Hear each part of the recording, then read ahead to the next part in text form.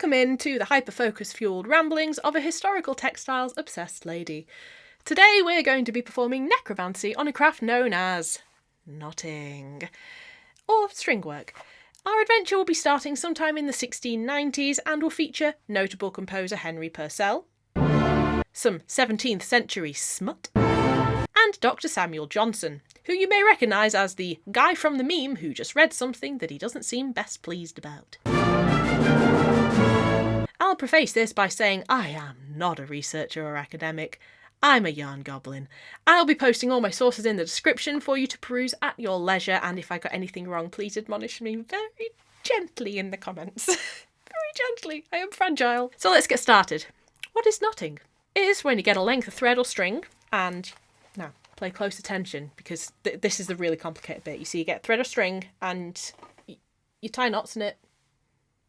You tie knots in it. It ain't that deep. The general idea is that you tie these knots close together, and sometimes you include previously tied knots in new knots that you make in order to achieve a specific texture or effect. See here, I've got a thick knot and then a thin knot and then a thick knot and then a thin knot. It's going to go on clothes. Maybe on here. Who knows yet? The person knotting would generally hold a knotting shuttle, here's one I made earlier, in their right hand, working with their left hand to create the knots, with the finished work trailing in a small bag hooked around their left wrist. This is not a small bag, I'll get to this in a moment. The knotted threads would then either be used to embellish clothing or embroideries. Here's an example of some knotted fringe that could be attached to clothing, and some tassels and knotted threads that it would be made from. A great example of knotting being used for upholstery embellishment is the knotted work hangings made for George III, which can be found in this book, along with this portrait of a lady of the time with her shuttle. Knotting shuttles themselves are typically 4 to 6 inches long. Here's another one I made earlier. The fancy bits aren't necessary. I'm just boujie. I just like it to be fancy. This is larger than your typical tatting shuttle. So here's a few tatting shuttles. And that's typically because the thread that you'd knot with is thicker than the thread that you would tat with. Let's see if we can get a bit of a comparison. You really can't see that, but trust me, this is thinner than this. Trust. Anything that you would use a 2 or 3 millimeter crochet hook with would work. Historically, the thread would be either silk or linen, but I've found that a good mercerized cotton works fairly well, or even thin crochet cotton. Anything smooth and not stretchy that won't fray should be fine. Usually silk was used for clothing embellishment and linen was used for furnishings.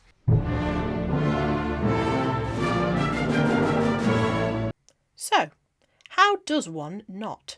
This is the knotting that I'm currently working on. This is my knotting shuttle. The idea is, you tie knots. It really is that deep. So, tatters will be very familiar with what I'm about to do. So I'm about to pinch this. Some tatters do it with those. I like to use these. I'm going to bring the working yarn around here. Right? That's all I've done. I'll show you that again. So this is either the done work or the new start of work, whatever you're about to do. Pinch, bring it around, pinch again. So you have both strands in your fingers. Now, you take this. Now, tatters will know that now is when you'd do that or when you'd do that. This is way easier than that. You take this, right? And you just go plop. It's very complex. Now, you've just made a knot. Congratulations. And you can use your finger to place where you want it on your strand. Now, all you do is pull. Now, that looked fairly easy. The hard bit is getting the knot where you want it. That is the bit that basically takes the practice. So what I'm going to do, I am going to tie 3 more knots, and then I'll show you advanced technique, I guess. So, bring it round, plop. And now this up here, if there are any knots on here, they are going to be included in your knot. I don't want that to happen yet.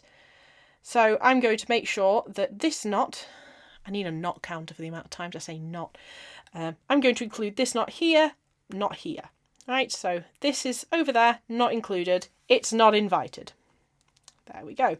2 single knots right next to each other. Lovely. I'm going to do it again. plop.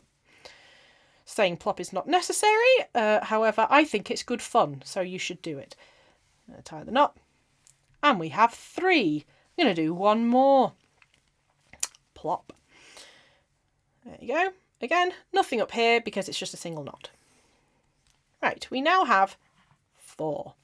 Now, what I'm working on something that's probably going to be edging for one of the collars of my dresses. And I am doing a single knot and then a knot encasing 3 previous knots. So, of these 4 knots, our first one is going to be left alone. Then these 3 are going to be encased in the next knot that I do. So, pinch, around, plop. Now, whatever is included on this strand here is going to be invited to our party. So, let's figure that out. 1, 2, just need one more. There we are. 1, 2, 3. And now we just tighten that, and that should work. There we go. That's about right. So when you're first starting, getting your knots nice and close together is the hard bit. Keep up with it.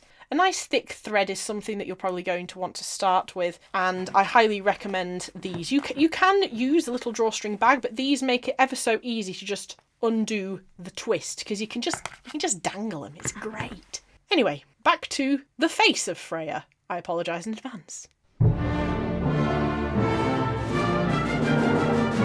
So now we know how it's done and what it was used for. Now it's time for a deep dive into the history of a craft that was so forgotten that many portraits of ladies with knotting shuttles have been mislabelled as using a tatting shuttle, and even a lady's handbook in 1859, when knotting had all been cast aside in favour of tatting, wrote, "Knotting is so little used that a description seems almost unnecessary." Burn. So how did all this start? Knotting seems to have arrived in England sometime soon after 1688. Embroidery imported from China to the Low Countries, Belgium, Netherlands, Luxembourg, that kind of area, that used knotted threads had sparked interest in the craft. It seems Queen Mary II of England may have picked it up from there during her time in the Netherlands, where her husband, William of Orange, ruled before becoming King William III of England. It then appears to have become quite the craze, with her setting the trend. When she was 30 years old, the poet Sir Charles Sedley, this is not the last we'll be hearing of him, wrote a poem called The Royal Knotter, where he proclaims, "But here's a queen now, thanks to God, who, when she rides in coach abroad, is always knotting threads." Same girl, same. It's actually really quite nice to do on journeys. It doesn't require much attention. Highly recommend. Highly recommend. The same poet seems to have had somewhat of an obsession with knotting. Why are you so obsessed with me? And wrote another poem on the subject. Although instead of having the Queen as the titular character, it is now about some poor lass named Phyllis, who, let's be real, is probably not interested at all and totally trying to ignore this guy by concentrating on her knotting, and he is just not getting the hint. Charles, my guy, read the room. Read the room. Famed composer Henry Purcell, of Dido and Aeneas fame, Dido's Lament is a jam, as well as the absolute banger that is the theme from The Young Person's Guide to the Orchestra. And a few other things that you also might know, decided to immortalise this poem by putting it to music.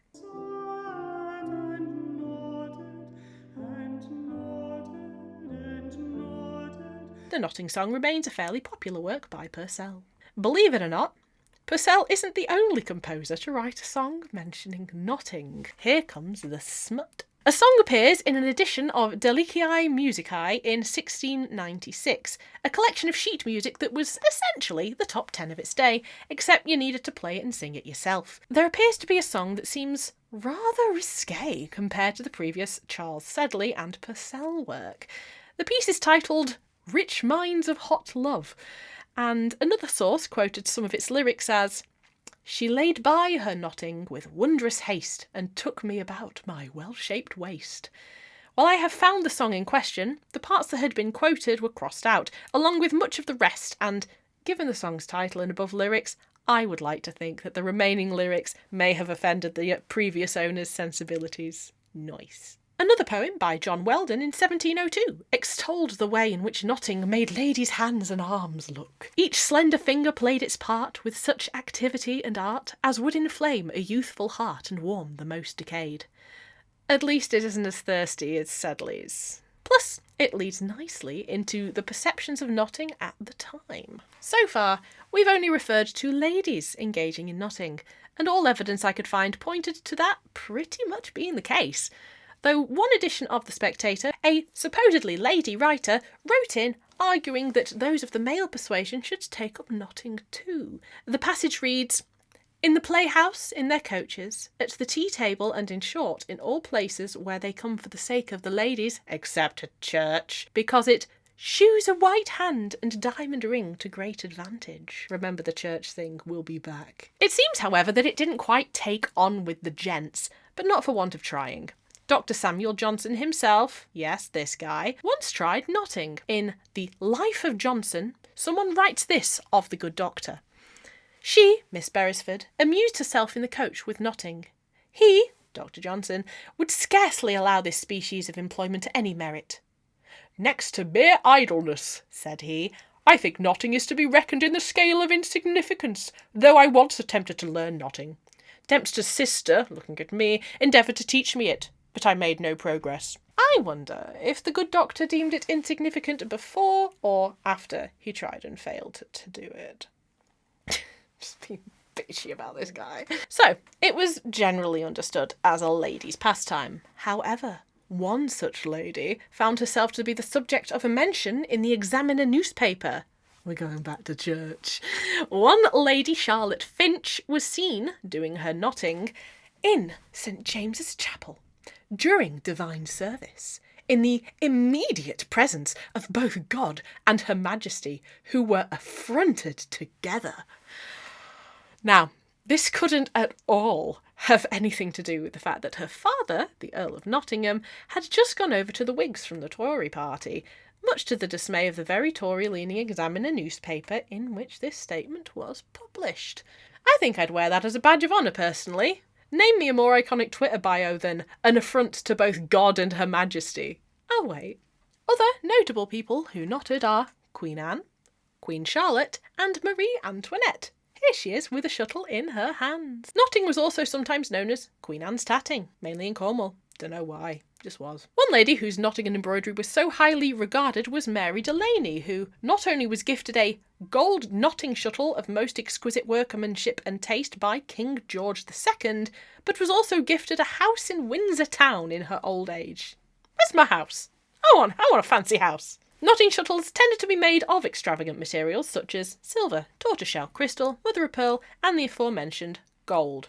This isn't gold, this is faux gold leaf and 3D printed PLA plastic, but I pretend. I like to pretend I'm bougie. I'm not bougie. All examples I've found so far are of aristocracy and the very wealthy. However, I would imagine that people of all classes probably tried their hand at knotting, if only to mimic the fashions and pastimes of the upper crust, as we still often do today in our own way. People don't change that much. It's another time, but people still be peopling. There's also the possibility that it was indeed widespread, and the garments and items embellished with it just didn't survive, as they were used more heavily by those who made them compared to how much the aristocracy would have. In this way, survivorship bias may play a part, as well as the fact that not a huge amount of the common person's day-to-day life was recorded. The low barrier of entry and ease of the craft, as well as multiple songs published about it, and it being very fashionable for the well-to-do, make it seem very unlikely that the general populace wouldn't have been interested in it. There's songs about it, there's the fancy people do it, that's like, people would have known about it, right? So, we've gone from 1688, with Queen Mary II spearheading the trend with poems and songs about it, to it being regarded as old hat by the mid-1800s. So, what happened? You would need to talk to someone infinitely more qualified than I. From what I can tell, it looks like it just fell out of fashion in favour of the new hip kid on the block, tatting, and somewhat crochet. The rest of the quote I mentioned earlier in the video states, knotting, is so little used that a description seems almost unnecessary. When common, it was used for nearly the same purposes as crochet work is now, but the material generally was fine whipcord. Crochet cord and coarse silk can be used. And that's it. That's all it says. Maybe it was also still done occasionally, but since it wasn't fashionable anymore, it just wasn't as discussed with the same fervour. Remember, fashions changed, so while clothing of the previous century, you had tassels, you had all of this embellishment, different clothing and fashions that may not have needed that sort of embellishment, maybe the need to knot wasn't there anymore. Who knows? There is mention in a 1923 publication of something akin to knotting. It seems to describe knotted cord but sewn together into larger shapes. It's very strange. Here it is. And that's about it. That's about it. Thank you for joining me on this deep dive. I just find it fascinating that something so widespread that everyone was doing, royalty was doing it, it was massive, and then suddenly, no, nothing. You can't find anything on it. Well, you can, but this is about it.